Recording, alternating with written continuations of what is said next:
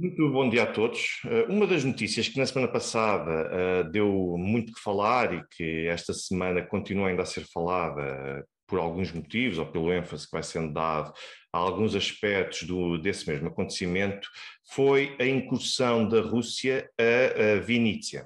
Ora bem, Vinícius acaba por ser uma localidade, portanto, que eu vou partilhar convosco para perceberem melhor onde é que se localiza. Nós vemos que Vinícius, aqui está Kiev e aqui está Vinícius. Portanto, Vinícius está mais ou menos a meio caminho entre Kiev e Chisinau, na Moldávia. Portanto, mas aqui se encontra esta cidade mais para o ocidente, é do centro-ocidente da Ucrânia, ou seja, está fora da linha da frente neste caso da intervenção militar da Rússia na Ucrânia. Reparem que o ataque que ocorreu foi à chamada Casa dos Oficiais. E eu vou fazer aqui, aumentar mais o zoom para se poder perceber bem o que é que a Rússia efetivamente atingiu. Portanto, como podem ver, aqui sim, estou a fazer aqui essa ampliação. O nome da Casa dos Oficiais tem o nome oficial de Budinok Oficiev. Vou continuar a fazer zoom para vocês perceberem o que é que nós estamos aqui a falar. Portanto, e aqui está essa referida Casa dos Oficiais. Este avião, porque é um monumento em homenagem à Força Aérea Ucraniana, portanto, que já existia até antes do início desta intervenção militar, é de facto um avião que muitas vezes nós temos visto em algumas imagens que têm sido veiculadas, portanto, mostra-se claramente qual é o local e a infraestrutura que foi alvo do ataque. Reparem que nós temos esta Casa dos Oficiais, que é conhecida como uma sala de espetáculos.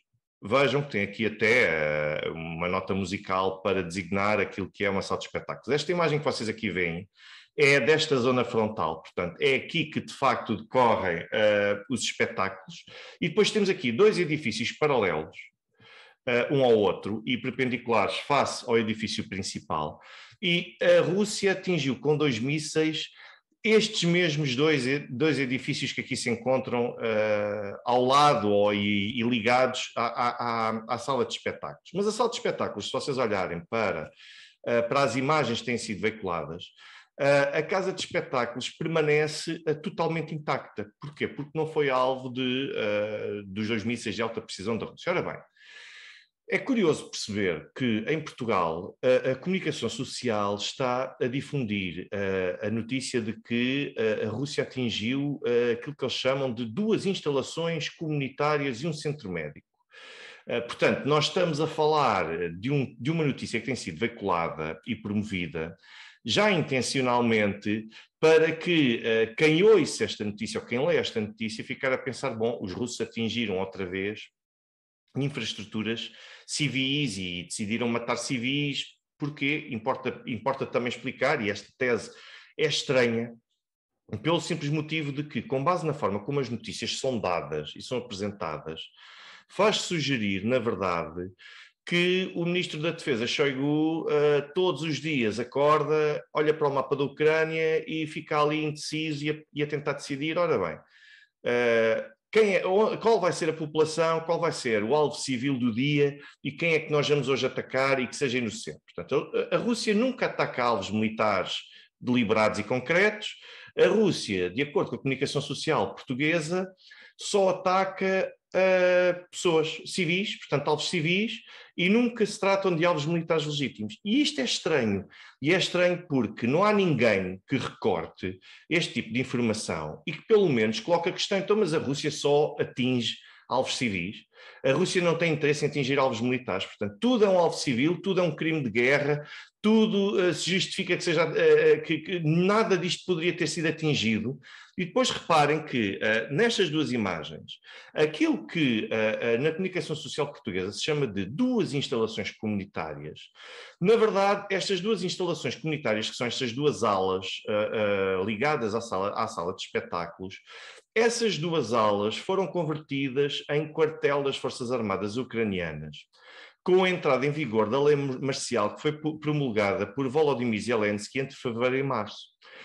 Isto porquê? Porque foi após o início da intervenção militar da Rússia na Ucrânia, foram ajustados aos esforços bélicos e militares da Ucrânia inúmeras infraestruturas e instalações civis.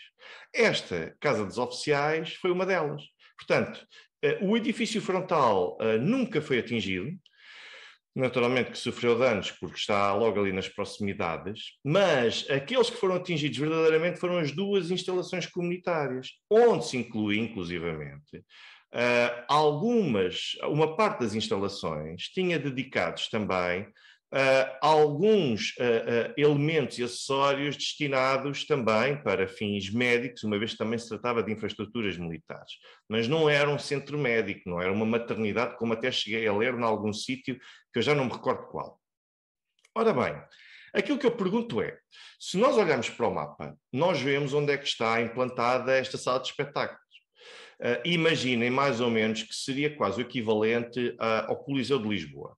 Agora pensem, quem é que se lembra de usar, ou até mesmo o Coliseu do Porto, para quem tiver essa referência, mas quem é que se lembra de usar uma sala de espetáculos, por exemplo, o Coliseu de Lisboa, ou até mesmo o Coliseu do Porto, em pleno centro de uma cidade, onde circulam civis em abundância, e quem é que se lembra de usar este tipo de salas para fins militares, sabendo que podem ser considerados alvos legítimos pela Rússia?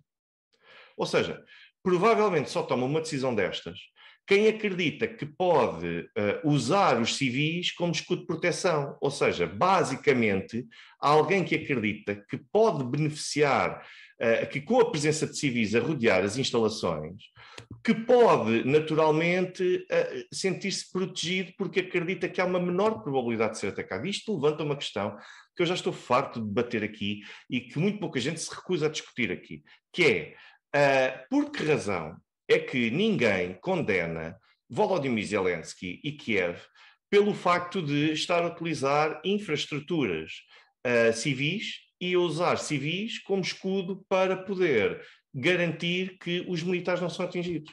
Portanto, isto é no centro de uma cidade, isto é um crime de guerra puro, que é, de facto, usar os civis como escudos humanos, é o que está aqui a acontecer, portanto, isto é inegável e é o que se passa nesta cidade de Vinícius. Ora bem, as notícias mais recentes, qual foi a reação que isto teve nos meios ocidentais? Eu não gosto de apontar o dedo, ou pelo menos diretamente, a analistas e comentadores, mas toda a gente seguiu no sentido de condenar a famosa imagem da menina de 4 anos que faleceu.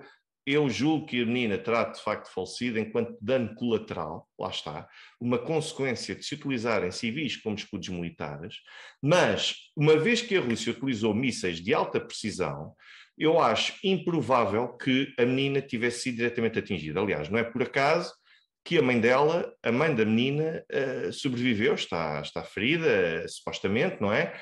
Mas sobreviveu. A menina de 4 anos agora está a ser instrumentalizada para dizer aquilo que, de facto, os russos fazem quando atacam civis.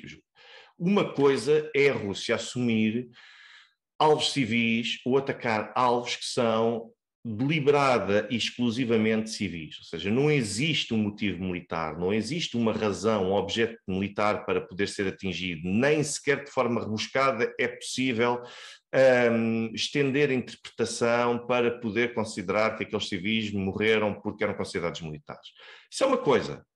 Outra coisa diferente é a Rússia atacar e atingir alvos civis, alvos civis que foram transformados em alvos militares, e, paralelamente, e como consequência disso, de forma colateral, nós termos civis que acabam por falecer, mas não são eles o alvo que é atingido. O alvo que é primordial e que é exclusivamente atingido, ou intencionalmente atingido pelas forças russas, são os alvos civis. Depois, naturalmente, quando nós falamos de mísseis de alta precisão e com uma carga destrutiva e de letalidade significativa, isto deve trazer questões mais para a Ucrânia, que estabelece e se instala em base, se aquartela em locais que são considerados civis, sabendo claramente que, se forem atingidos, podem também provocar danos e mortes a pessoas civis e não necessariamente aos alvos militares. Portanto, a verdade é que nós temos mísseis de alta precisão, naturalmente, que se lamentam e de forma expressiva a morte desses civis que acabam por ser, mas a verdade é que acabam por ser considerados danos colaterais. Portanto, não são danos privilegiados, não são alvos privilegiados, são danos que acabam por surgir colateralmente. Ora bem, como é que isto tem sido dado aqui em Portugal? Naturalmente, olhando para isto como se fosse os russos atingiram deliberadamente o centro de uma cidade para assassinar civis. O que não é verdade. Aliás, reparem que os russos, numa fase inicial, disseram logo, através do briefing do Ministério da Defesa russo, que que a Rússia justificou o ataque à Casa dos Oficiais de Vinícius por duas razões. A primeira delas, relativamente ao local, ou seja, por aquilo que eu já tinha falado, pelo facto de se tratar de uma infraestrutura civil que foi aproveitada para os esforços militares da Ucrânia, e depois, quanto ao momento, pelo facto de, no instante do ataque, estar a decorrer uma reunião com a presença de altas patentes da Força Aérea Ucraniana e ser naquele momento que se discutiam aspectos logísticos relacionados com o armamento.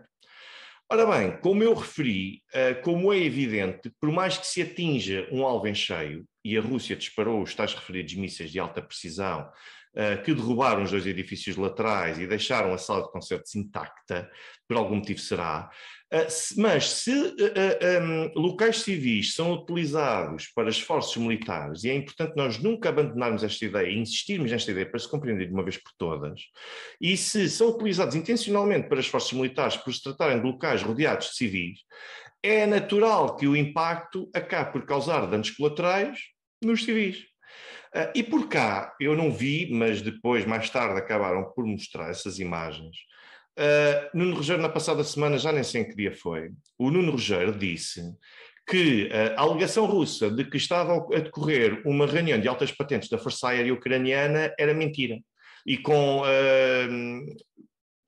vendedores e comerciantes, representantes de empresas de armamento ocidental para a Ucrânia, que esta reunião que estava a ter lugar entre militares e empresários, que era mentira.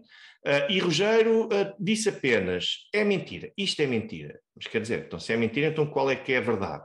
Ele não apontou nenhuma outra razão para o ataque porque não sabe e porque não tinha como poder desmentir de forma minimamente credível, então limitou-se a dizer é mentira. Mas o que mais se condena é dizer que é mentira e preferir alimentar a campanha que ontem foi continuada pelo seu parceiro de propaganda e que usou a morte da criança para dizer que se tratava de um exemplo da carnificina russa que mata civis. Portanto, basicamente, aquilo que continua a ser sugerido é que os russos atingiram intencionalmente civis neste ataque a Vinícius e não foi necessariamente esse o alvo. E o motivo é exatamente porque sim. Portanto, ninguém consegue justificar porque é que a Rússia um dia decide vamos atacar os civis de Vinícius. No dia a seguir vamos atacar os estudantes da Universidade de Reconstrução Naval de Mykolaiv. Quer dizer, não faz sentido e é importante que quem desmente as versões oficiais, que apresentem dados concretos que permitam, de facto, colocar em causa estes dados e esta versão que é oficial, porque não tem como se poder mentir num aspecto destes. Mas, no fundo, aquilo que se vende em Portugal é esta tendência, ninguém estranha esta tendência, e agora eu partilho convosco uma outra imagem que eu aqui tenho, à qual consegui aceder no dia de hoje. Esperem, porque eu vou abrir essa imagem. Ora bem, foi uma captura de imagem que eu fiz há pouco, eu vou partilhar convosco e reparem nestas 3 caras. Ora bem, quem é que são estas 3 caras? O primeiro da esquerda é o coronel Dmitry Burdico, chefe interino de armamento e logística de comando das Forças Armadas ucranianas. O segundo do meio é o coronel Oleg Makarchuk, chefe de serviço de armamento e logística da Força Aérea da Ucrânia. O terceiro, e já ao lado direito, é o tenente-coronel Konstantin Puzirenko, que é o chefe de departamento científico-militar da base de comando da Força Aérea da Ucrânia.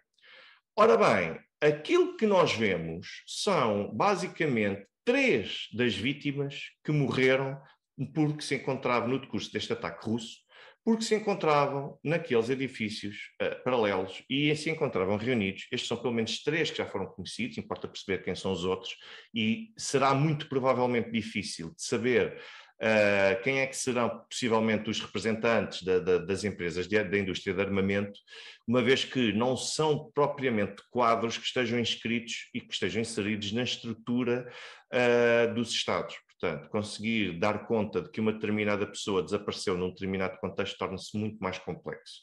Mas estes 3 morreram, o que claramente denuncia que estavam ali presentes pelo menos elementos da Força Aérea, elementos também do exército ucraniano, altas patentes, e que estavam efetivamente estando reunidos, portanto estariam ali todos.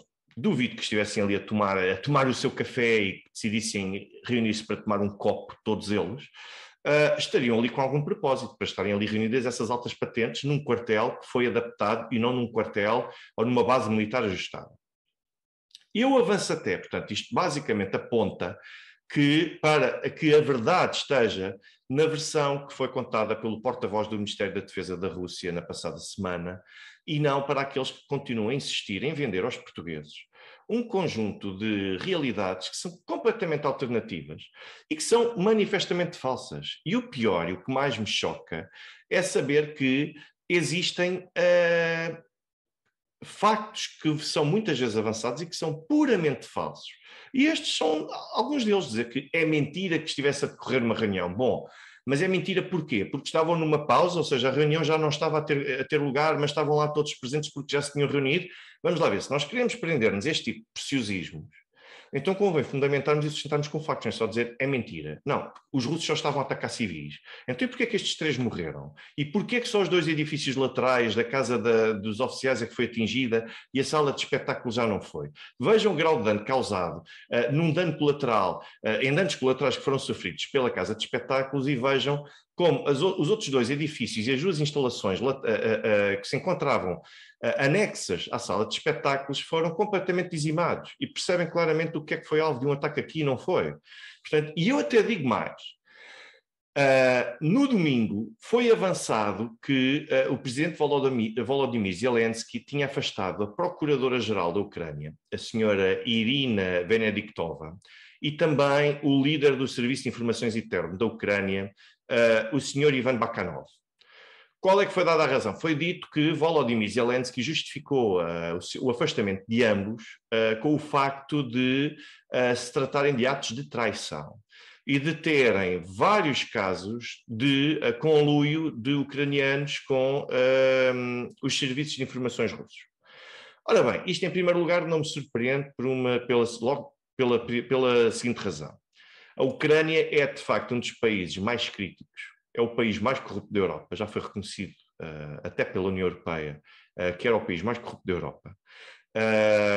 E é um dos países que no índice de democraticidade se encontra com registros ainda mais críticos. Portanto, a corrupção na Ucrânia é de facto um problema. É um problema não só percepcionado pela população, como é um problema real e que descredibiliza as instituições. Sendo assim, não me surpreende nada nós termos várias pessoas que partilham essa informação. E estas demissões acabaram por ser a gota d'água num conjunto de dezenas de funcionários destes 2 serviços, que colaboram com os russos e que prestam informação privilegiada aos russos. Portanto, não me surpreende nada que uma das informações privilegiadas que foram cedidas aos russos foi exatamente a da realização deste encontro na Casa dos Oficiais. E foi um ato extremamente grave porque causou várias baixas entre os militares ucranianos e depois, ao mesmo tempo, a destituição, o afastamento da Procuradora-Geral e do chefe dos Serviços de Informações ucranianos, a meu ver, é um pouco se nós pegarmos naquela analogia, se fizermos uma analogia com aquilo que já tinha sido feito, por exemplo, no Iraque, com o baralho de cartas de Saddam Hussein, nós percebemos que nós tivemos, provavelmente, o rei de copas e a rainha de copas que foram afastados que foram retirados do baralho. Ou seja, estamos a falar de pessoas que têm uma importância central, nuclear, para tudo aquilo que está a acontecer na Ucrânia neste momento e que se foram afastados por motivos de desconfiança, portanto, não diria por traição, porque necessariamente, mas por ter casos de traição nos serviços que eles próprios orientam, são casos gravíssimos e demonstra que Volodymyr Zelensky não consegue ter capacidade para controlar o mesmo relativamente a estas pessoas. Portanto, estes dois profissionais afastados, estes altos quadros, foram afastados porque os casos já se tornaram excessivos e porque a Rússia tem atingido com elevada precisão alvos alvos que são importantes e em eventos importantes. Portanto, a Rússia está a ser relativamente eficaz e quem pagou por isso foram estes dois senhores, a meu ver, com alguma responsabilidade, porque lideram os organismos dos quais foram afastados. Se lideram e não têm capacidade para manter a lealdade por parte dos quadros que eles próprios lideram, quer dizer, então, naturalmente, que não têm condições nem têm capacidade para estar à frente destes cargos. Mas isto são baixas de vulto que o governo ucraniano acaba por sentir. Portanto, e em grande parte a gota d'água foi este acontecimento à Casa dos Oficiais de Venécia. Portanto, não vamos alimentar desinformação.